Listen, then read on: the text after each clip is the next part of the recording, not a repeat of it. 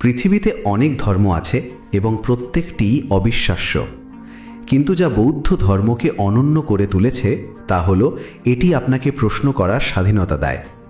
বুদ্ধ মানুষকে অন্ধভাবে তাকে অনুসরণ করতে বলেননি, পরিবর্তে তিনি তার অনুসারীদের এই চমৎকার শিক্ষা দিয়েছিলেন।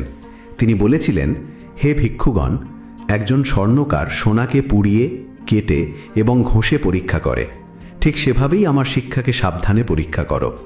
শুধুমাত্র আমার প্রতি শ্রদ্ধার কারণে নয়, বরং যদি তা সত্য ও উপকারী হয় তবেই গ্রহণ করো।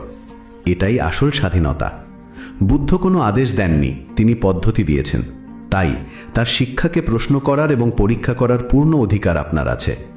যদি সেগুলো আপনার কাছে অর্থপূর্ণ মনে হয়, যদি সেগুলো আপনার দৈনন্দিন জীবনে উপকার নিয়ে আসে, তবেই সেগুলো গ্রহণ করুন।